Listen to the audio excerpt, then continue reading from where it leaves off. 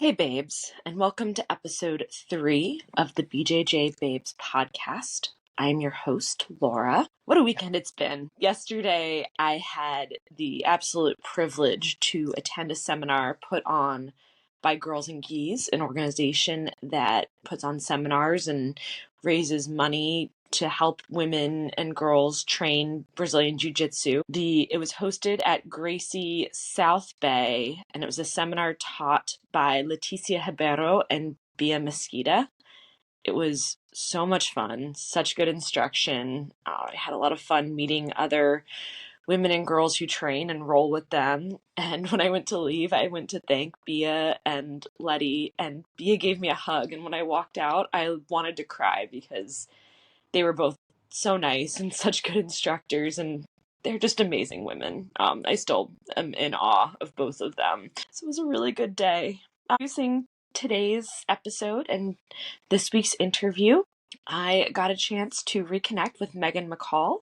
Megan and I have known each other since childhood. We grew up in the same town. I found out Megan also trained Brazilian Jiu Jitsu when I got my first stripe, and I posted a photo on social media, and she commented and congratulated me. So when I decided I wanted to interview female Jiu Jitsu practitioners, I decided to reach out to Megan and reconnect over our shared love of Brazilian Jiu Jitsu. Megan is a grappler, a women-empowered instructor through Gracie University, and a mother. She's also one of the smartest people I know, because after all, Jiu Jitsu is basically human chess. So when I say on the interview that it makes sense that Megan would fall in love with Jiu Jitsu, it is because she is insanely smart and also tenacious. Megan teaches the Women Empowered program, but she also trains in the co-ed program. And the Women Empowered program is a program that emphasizes self-defense. So I wanted to preface this episode with a trigger warning in the event, unfortunately, if you've been victimized, maybe this might be harder for you to listen to, and that's okay.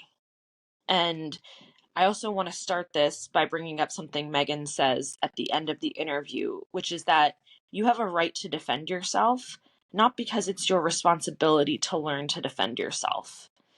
And there's a key point there. Self-defense is risk reduction. At the end of the day, it is always the perpetrator's fault. It is not your fault if you didn't defend yourself, and it's also not your fault if you tried to defend yourself and were still assaulted. The perpetrator is always at fault.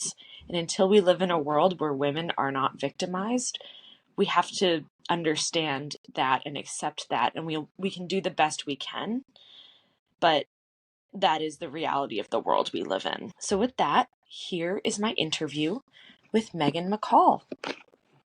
Good morning, Megan. How are you doing? I'm doing well, thank you. How are you doing? Good. Thank you so much for agreeing to this interview. Oh, no problem. My pleasure. How long have we known each other?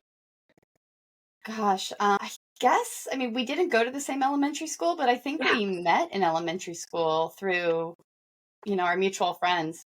Yeah, I think And then so. started going to school together in 6th grade, and so probably around 1994-ish, so 30 years, maybe. It's been a long time. It's so great to reconnect and talk about jiu-jitsu, because it's really funny that we both found it independent of each other. And I think it's interesting. It honestly makes a lot of sense just based on some of the similarities we have, that we both would fall in love with the sport. For sure. It makes sense to me now, for you and I to both be involved in it. But that said, I can imagine if someone had come up to my 15-year-old self and said that you and Laura will both start practicing Brazilian Jiu Jitsu, I would have been like, what? I know. It would have seen, first I would have been like, well, what is that? And then once it was explained to me, I've been like, no, I don't think so. Yeah. But, same.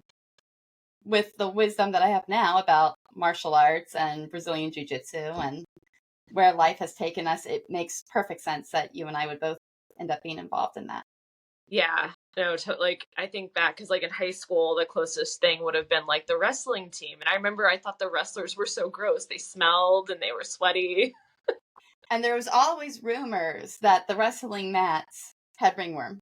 Oh yeah. Oh yeah. Yeah. And then it got into the weight room and yeah. Yeah. Oh. Yeah.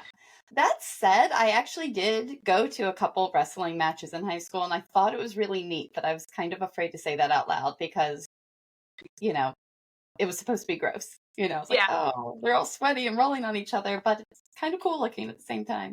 Yeah. Well, what's really cool now is I've heard a statistic and I have no idea where it comes from, but wrestling is like one of the fastest growing sports for girls. And I I can see love that. that. Yeah. My friend's daughter is a wrestler. She's, God, Amelia is, I've known her for like 5 years now. She's a preteen and she's wrestling and I love it. Megan, obviously, I know you and I know your story, but if you want to just introduce yourself briefly to the listeners and to the viewers so they know who you are. Sure thing. My name is Megan McCall. I am in my late 30s, I guess now. Wow. We're That's like crazy. 20, right? No. Yeah. Right. No, I mean, it's like I somehow, I was just 20 yesterday, but now I'm in my late 30s, and I'm not Same. sure how that happened. I'm a homeschooling mother, despite having, a bachelor's degree in biology and having advanced medical training, but I'm now a stay-at-home mom and I homeschool my kids, and ended up one day finding myself practicing Brazilian Jiu Jitsu. Yeah. So I just wanted to say too, like knowing you, your kids have the best homeschool ever. Like those kids they are set. Oh, thank you. Yeah. Thank you. It's a little bit goofy, which also shouldn't be surprising, like some of the things that they know about that we'll talk about because we just incorporate schooling into conversation. So if something comes up on the news and it's like, well, let's talk about the history of this. And it's it's funny. And they'll come up with some like really interesting facts. Like my son, when he was 7 years old, was like, the greatest maritime disaster in history was the sinking of the Wilhelm von Gustloff. Oh my God, I love that. I'm like, oh yeah, sorry, I taught my kid that. Random fact. I think that's great. That's hilarious. So tell us how you got started practicing in Brazilian Jiu Jitsu. Yeah. So when I was in college and I was getting ready to go to graduate school, I was looking at some of the places that I was going to be going to and thinking, it would probably be good for me to learn some self-defense. Yeah. I tried taking a karate class, learned a little bit, but nothing that I felt was very practical for what I needed. Mm-hmm. And then I took a women's self-defense class where I learned a few cool things, but it was mostly just techniques that could be used when standing, so if someone's trying to isolate you. Yeah. Never really addressed what to do if those techniques failed, if the fight went to the ground. So I can't really say that I felt very confident in defending myself. And I really regretted that I hadn't started martial arts when I was younger. So flash forward, when my first child was born, my son, when he was just shy of 3 years old, I was like, my son is just shy of 3 years old. I've decided, my children are going to learn to defend themselves. Yeah. And so I started him in Taekwondo, Mm-hmm. which he loved. And I thought, hey, I could do this with him. Yeah. So I signed up for Taekwondo. I was in my 20s at the time, did 2 classes, realized my old knee injuries from my soccer years and things like that were not working for me with kicking things. I was feeling every kick going up my body. Oh yeah. So I had kind of accepted the fact that my opportunity, my time to learn a martial art had passed. And it was my children's opportunity. So continued taking my son, and then later, when my second born came along, taking them to Taekwondo. Yeah. Eventually, the school where I was bringing my kids, they became a certified training center under Gracie University, Mm-hmm. and brought Brazilian Jiu Jitsu into the school alongside their Taekwondo and Kendo programs. And Yeah. so when I would be picking up my kids from Taekwondo, that's when the beginner, the combatives class would start. And I was looking on the mats and I was watching these men warming up and doing this. And I was like, that looks so cool. And it looks like it wouldn't hurt my knees either. And I would just kind of watch every time. I would stay and kind of hover for a few minutes, kind of like a creeper watching these people do jujitsu. And I was like, what is that? And they told me it was Brazilian Jiu Jitsu. And I was like, never heard of that, but that's really cool. Yeah. And they're like, well, you should try it sometime. And I was kind of like, yeah, I should. But I hesitated because at that time there were only men in the class. Mm-hmm. And I was looking at it and thinking, I'm not sure how comfortable I would feel being in that close proximity with a bunch of sweaty men that I don't know. And I also kind of felt like, well, what would other people think about me? What would these men's wives think about me coming in there and rolling around with their husbands? And so I hesitated with that, and I was like, maybe one day, but I kept being an onlooker. Yeah. And then COVID hit, 2020. And so I wasn't going into the gym at all. My kids continue to train Taekwondo virtually. Yeah. As best as you can, do martial arts virtually. Yeah. And then one day the school owner reached out to me and he was like, I always saw you watching the Brazilian Jiu Jitsu class, and I'm going to be offering a free seminar for a new women's program that we're going to be doing. Yeah. And I was like, free women? Okay. Sounds kind of cool. Win-win. Yeah. So I signed up for it. I was like, I don't have a partner. I have no one to work with. And they told me that would be okay. I could still watch the class and see how it went. So I logged into Skype and I watched this seminar and participated to the best of my abilities without a partner. Yeah. And it's just, I fell in love with it instantly because it was the Women Empowered program that Gracie University had put together. And so it was Brazilian Jiu Jitsu, but focusing on techniques that women are most likely going to use in a real world scenario. Mm-hmm. And even in this quick 2-hour seminar, one of the things I noticed is while they addressed standing techniques and what to do if someone's trying to isolate you, they didn't ignore the fact that a fight could go to the ground. Yeah. And so they taught a basic trap and roll. And I was like, whoa, that's really cool. Yeah. I could defend myself even if the fight goes to the ground. And that's so important. Yeah. And the fact that most women's self-defense programs don't address the ground is problematic because not only is there a high possibility of a fight going to the ground, when you consider the fact that about 78% of assaults against women are committed by someone known to the woman, there's always a good chance that the fight could even start on the ground. Yeah. It's not always going to start in a parking lot with someone grabbing you by the wrist and dragging you. Absolutely. So, I really was like, this is so cool. Sign me up. So I signed up for the class. And again, it was still pandemic time. So my first sparring partner was my kid's giant stuffed elephant. But you know what? I don't regret that because I think in some ways I was more comfortable learning and getting some of these basic skills down because I wasn't worried about accidentally hurting my partner or the awkwardness of this close contact with a stranger. So by the time the school opened up to in-person training again, I had already seen all the techniques at least once with my elephant partner and had a little bit of confidence in doing that. So I continued training through the Gracie University Women Empowered program. Probably within a couple months, the head instructor was like, hey, I can tell you're really into this. Would you be interested in becoming an instructor for this program in the future? And I was like, oh, heck yes. I would love to. Because I loved the program so much. I loved everything that they went into with the program, the jiu-jitsu itself, but also with the Women Empowered program. They talked so much about the psychology of self-defense and the psychology of an assault. And it just really resonated with me so much. The only thing that I felt that our school needed was a female instructor for the program. Yeah. So I became very determined to get through the program, take my test. I got my pink belt and immediately signed up for the instructor certification program through Gracie University, which I completed. Finalized by flying out to California to Torrance to GU headquarters, where I had the honor and privilege of meeting Henner and Hieron Gracie and their amazing, amazing wives, Eve and Victoria, who are basically, I mean, they're such advocates for women in jiu-jitsu and really helped to shape that program. So it was very humbling and wonderful. And I brought it back to the East Coast and have become an instructor at my school. And I love being able to bring it to women. Mm-hmm. I did end up crossing over into the co-ed program, which is Mm-hmm. combative, and then tested out of that. So now I'm in our master cycle level.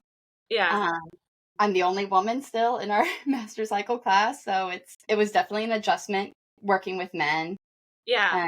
and we can talk more about that if you want. But Yeah. that summarizes where I am in my jiu-jitsu journey. Yeah. It's interesting because I think, that is a barrier to a lot of women starting jujitsu is the fact that, they might be the only woman in a class and it's male dominated. And so, I really think those women classes and women programs, are a great way to bring women into jujitsu. And then having a woman, I've got a dog bothering. This is Tucker. Say hi, Hey, Tucker. Tucker. Um, so yeah, having a women's program and then having a woman at the front showing women that they have a place in jujitsu can be For sure. such, an important way to get women into jujitsu. And then, sometimes women will cross over into the men's program. So, yeah, I would love to hear more about how you crossed over and felt like you were ready to, train with men and what that was like, especially being the only woman.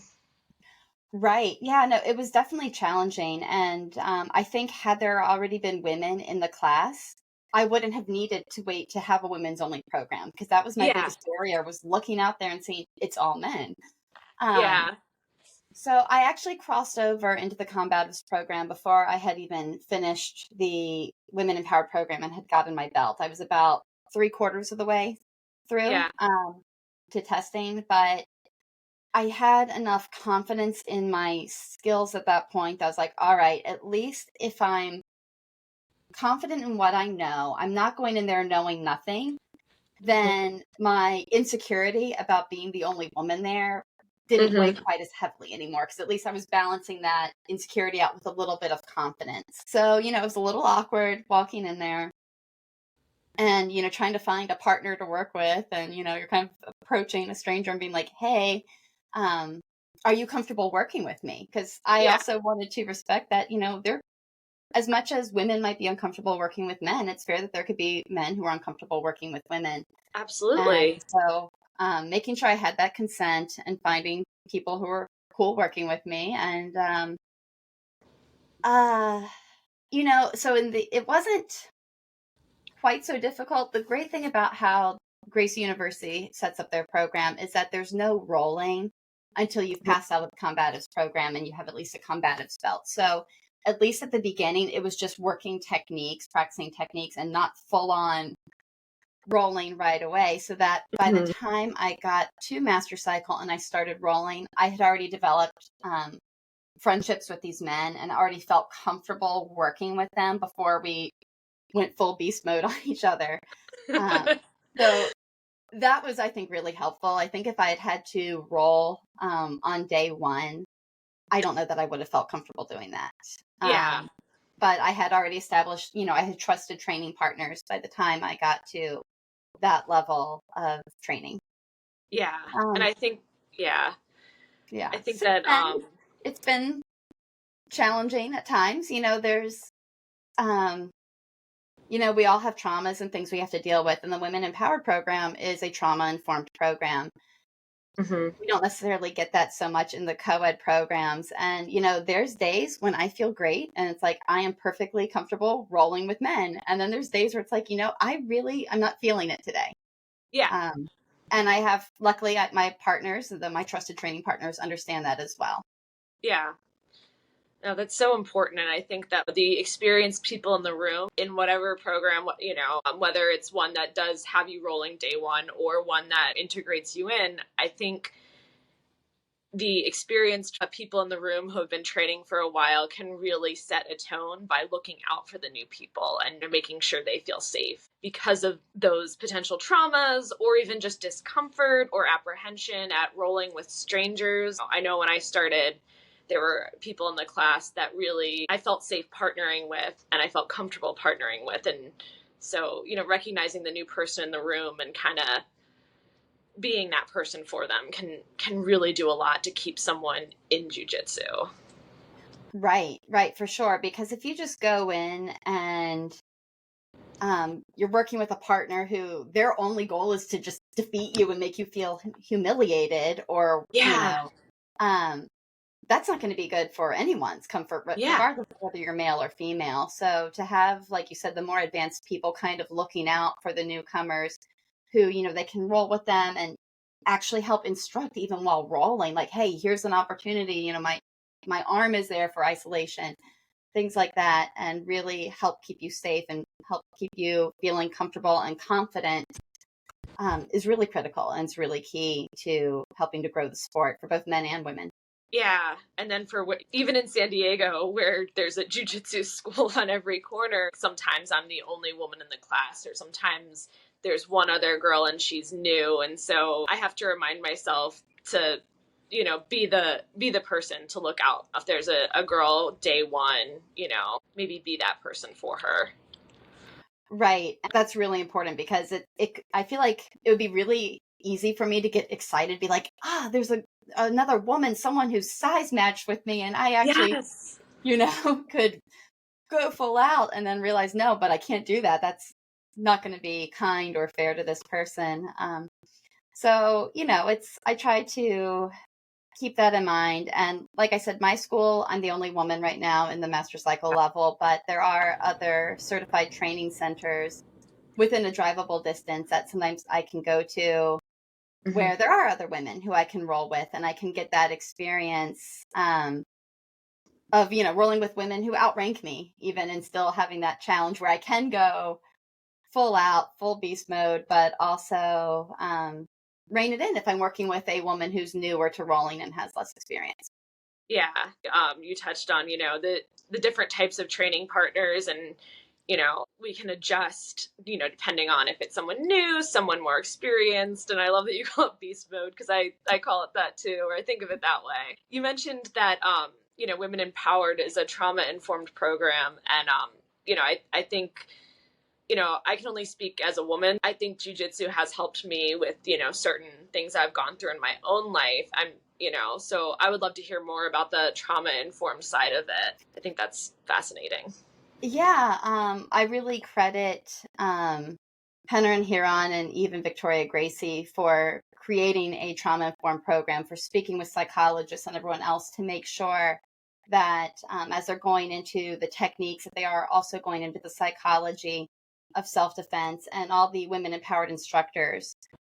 When we go through our training, it's not just the jujitsu, it's what language do we use? How can we recognize if one of our students on the mat is struggling psychologically, and how do we handle that when those moments occur? So I think that's really helped to create a safe training environment. And yeah, so one of the things that we're very conscientious of is the language that we use when we're instructing. Something as simple as, the guard position, which, as trained jiu-jitsu practitioners, we know this is a super powerful position. Yeah. But you're a woman who has survived an assault, the guard position doesn't necessarily look or feel powerful. It could be very terrifying and very triggering. So when we're teaching that position, just being conscientious of using the language of, in the guard position, you have your legs around the bad guy, as opposed to saying the bad guy is in between your legs. Because just that simple switching of the order of the words, and it's putting the power into the position of our female students, as opposed to the power being in the perpetrator's hands. Yeah. And there's so many other little subtle things that we do that I don't know that our students are even aware that we're doing it when we're teaching, and the language choices that we use, but trying Yeah. to be very conscientious of our word choice and how we present different scenarios to our students. Yeah, it is interesting. The guard position, when you come into jiu-jitsu, you're like, how is this a dominant position? I, as the person who's on the technically on the bottom, how are they the ones in control? And so, um, yeah, those language choices can really make that difference.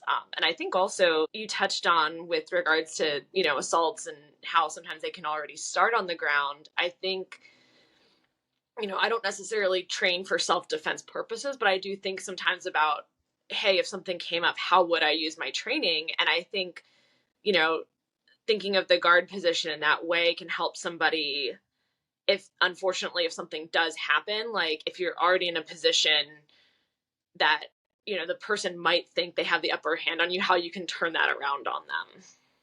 Right, exactly. And like to that with the Women Empowered program, like there's a whole series of techniques in that, like from the guard, that generally aren't taught in our co-ed programs. Like we call them guard get-ups, and they're basically ways that you can escape from the guard. Okay. And when I've talked about those with like my male colleagues, they're like, well, why would you want to when the guard's a power position? I'm like, Yeah. well, it is. I was like, but if you're looking in the case of an assault against a woman, we in the Women in Power program, we break down the assault into 4 different phases, and those phases are different, whether it's from a known perpetrator or an unknown perpetrator.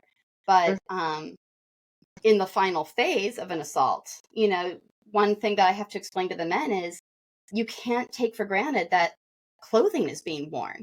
So the Yeah. guard might not be a position you want to stay in.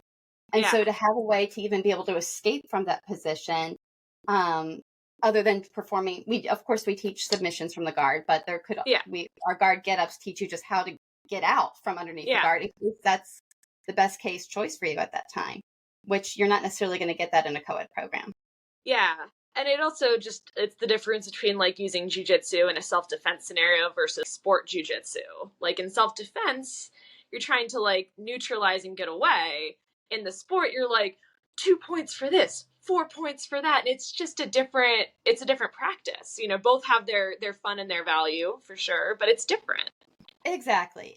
Like I love being in Spider Guard, but I often think I would never do this if I was actually on the street. Like this would not be practical in that Did you scenario did you know versus though? the women empowered techniques. Yeah.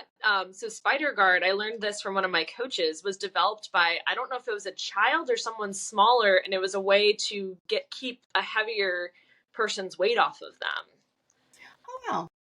So like I am not a Spider Guard player. I'm not really a guard player, but when I'm like rolling against the bigger guys at the gym, sometimes I use it just to get their weight off of me and then move to something else. Right. Yeah. Because sometimes you just need to breathe for a moment too, and you get that pressure off your chest. Yeah, sometimes it's I was rolling with this black belt and he was like, okay, I'm gonna put my full pressure on you for a few seconds just so you can see how it feels. I was lying there like, oh my god, this is terrible. Oh no. Yeah. You know, but there's value in that, in knowing what Yeah. that feels like too, because I often think about that when I roll with the men versus the opportunities I get to roll with women.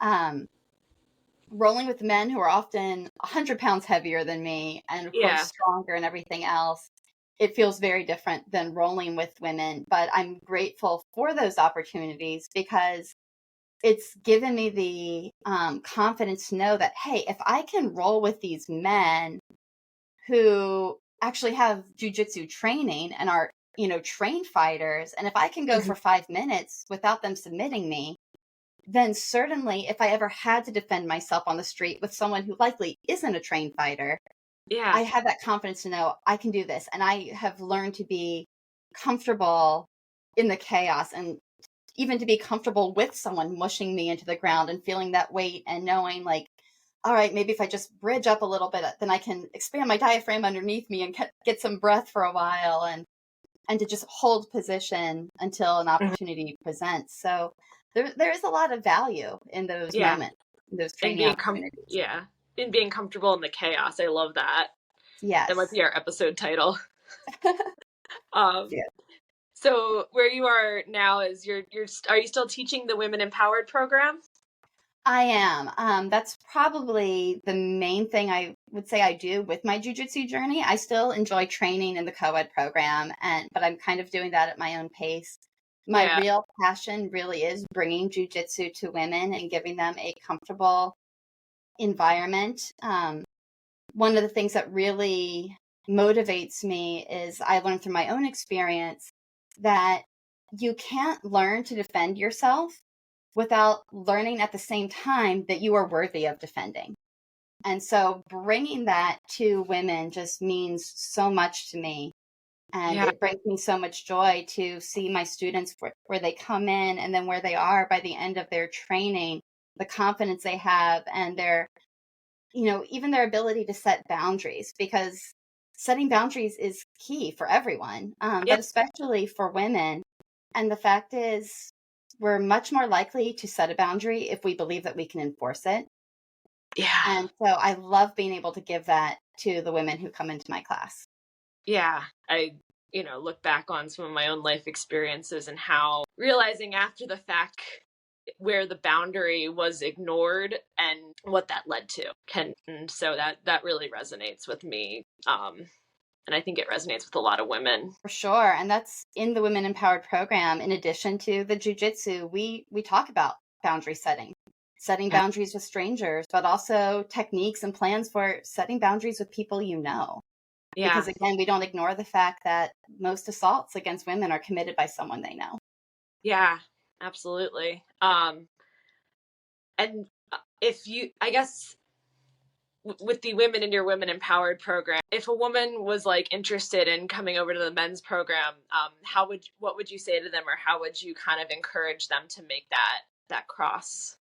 Yeah, that's an excellent question. I do always try to encourage the women, especially if they're showing interest in it, to go ahead and do that, because the more jujitsu they know, the more confident they're going to be in Yeah. real life. And then also just to continue that training and to get that experience, even working with men, if they're comfortable with it. Yeah. Um, but I also recognize the fact that some women, they want to train jujitsu, but they might never be comfortable working with men. And I try to remind them that that's okay too, to Yeah. find a program where they're, it could be a co-ed class, but if there's women that they can work with, and to Hmm. feel comfortable saying, hey, I'm not comfortable working with men, if that's the case, but to still continue on their jujitsu journey and to learn more.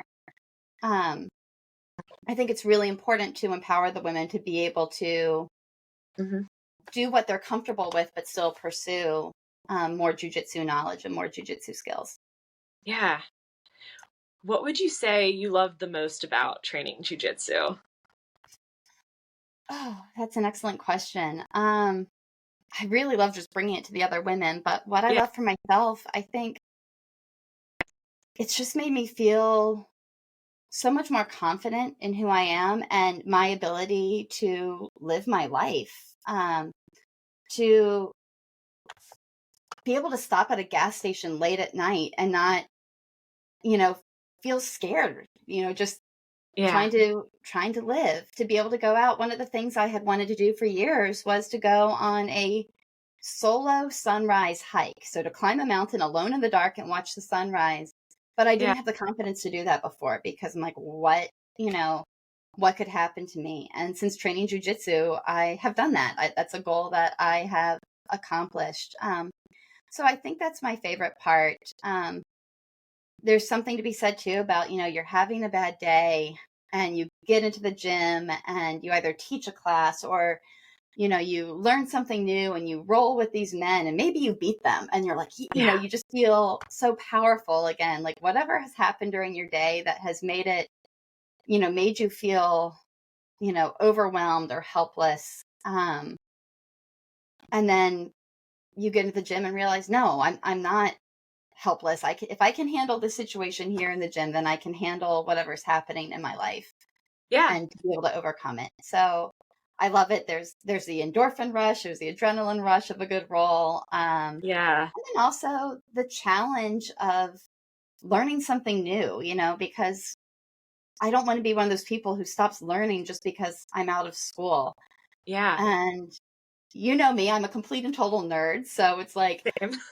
I look at the physics of it sometimes when I'm learning a new technique. I'm like, oh, well, that's why that works. And, you Yeah. know, nerding out on like, I've brought physics equations into my class before. I'm like, well, this force equals, or pressure equals force divided by area. So if you increase the surface area, then you're decreasing the pressure. Like, I jujitsu just is a love it. sport for nerds, totally. It is. It Yeah. is, because it's all about leverage, right? Yeah. And, some of the smartest men that I know are men that I've met in my jiu-jitsu class. I train with a nuclear physicist. There's a guy who works at NASA. I'm like, okay, we have at least one lawyer. I think there might be more. So there's a lot of really intelligent people doing jiu-jitsu. And the women in my women's class, I've had several people who work in like molecular genetics and all kinds of, really intelligent people who seem to be drawn to jujitsu. And I think it's because of the physics aspect of it, Yeah. the practicality of it. Yeah. No, I agree for sure. What do you find most challenging about training jujitsu? I think for me, the most challenging aspect of it is where I am dealing with the male to female ratio in the co-ed class, because I have trusted training partners and I appreciate what I'm able to learn from rolling with these men and the confidence that I Yeah. have in my ability to defend myself on the street. But when I do go to other schools and I get to work with people my weight class, it's like, that's the only time I really feel like I can practice it as a sport as opposed to feeling like survival. So Yeah. I would love to see more women in jujitsu. I think that would basically solve that problem, and I don't know that I'd have really any holdbacks on Yeah. doing jujitsu if that were the case. Yeah. And that's, a goal of this podcast is really to tell stories like yours of women who train and practice and to show women like there is a place for you in this world so that we can get more training partners and get more women into the gym. So I think that's awesome. And your kids train too, right? They do. They do. They're all but the youngest right now, because I Yeah. have two stepchildren as well. They're all Yeah. doing jujitsu. And I even sometimes I bring my daughter when I'm teaching my class, even though she's not old enough to be in class. I know she's Yeah. watching and I know she's listening and Yeah. absorbing so much of what is being said. I love the idea of, you know, my son he watches and he knows, hey, women are strong and powerful and Yes. need to be respected. Yeah. I see that affecting him and the young man that he's growing into. And then I Yeah. also see the girls knowing how powerful they are and knowing that they have the right to defend themselves and the right to Yeah. set boundaries and the confidence to do so. Because Yeah. when a 7-year-old can do a good double leg takedown, she feels pretty good about herself. Oh yeah. Yeah. Um, Oh, that's awesome. That's beautiful. and so, we'll sometimes be at home and someone will be like, hey, can you help me with the technique? So, working with the kids at home and having it be something we can do as a family as well. It just, it makes it fun. And it's something that we're able to then relate to, if we're having a hard conversation with the kids and then you can make a jujitsu metaphor or a parable so that they're able to understand whatever explanation you're trying to give for whatever situation. To have something that we all share in common like that has been really powerful and effective for our family.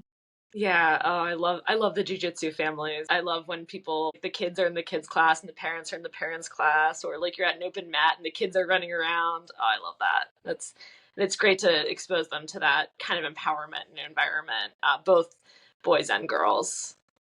Right. And I think it seems all the different facilities I've been to seem to try to create a family friendly environment, because they'll Yeah, have a place where kids can sit while the parents are training without being disruptive. And then they also encourage the parents to get involved with the kids when it's the kids' classes. So it's really great that it is a sport that seems to fit all ages. Talking about how my knees were hurting when I was trying to do a striking martial art.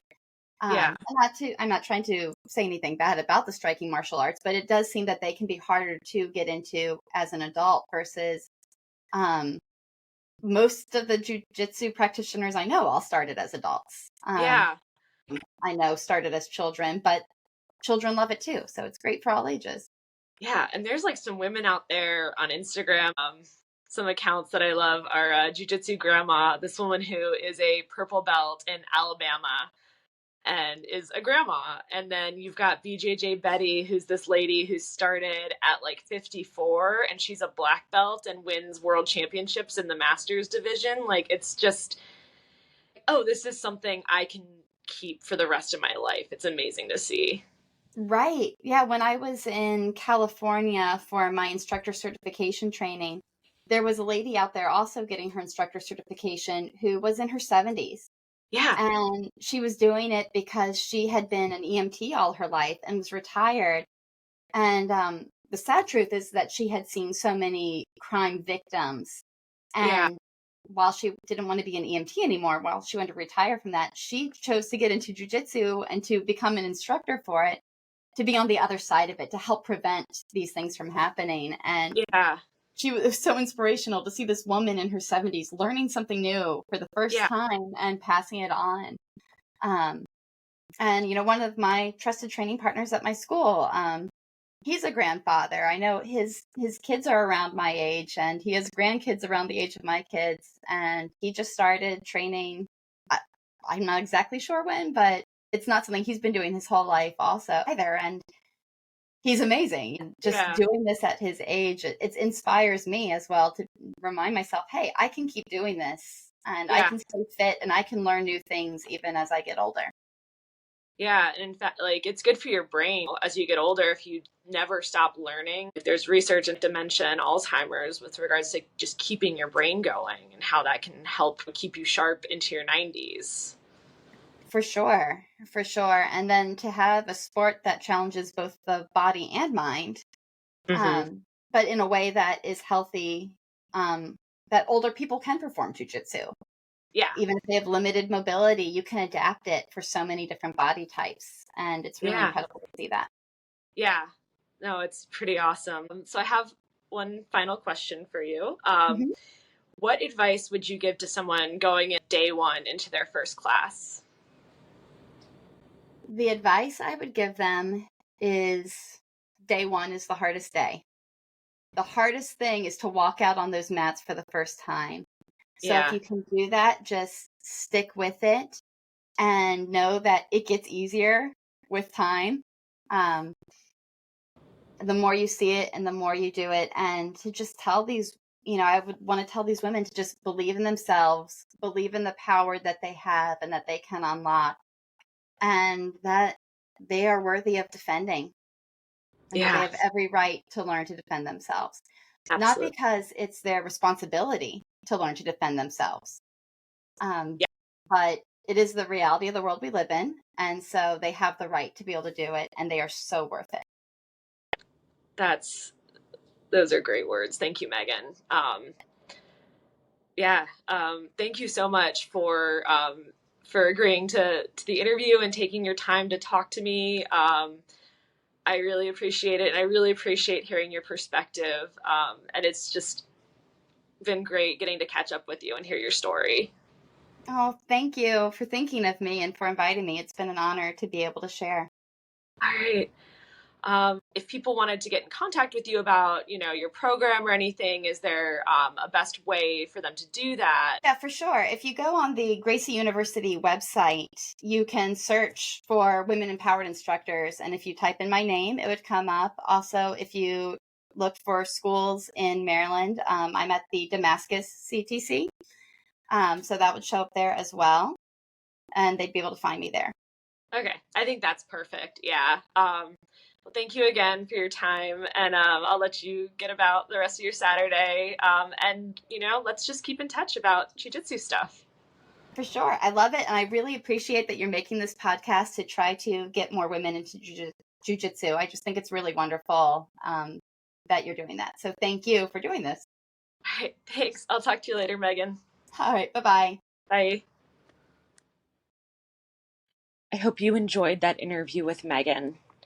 If you'd like to share your story, because I want to share everyone's stories, as many as I can, feel free to reach out to me on Instagram at BJJBabesPodcast, or send me an email at bjjbabespodcast@gmail.com.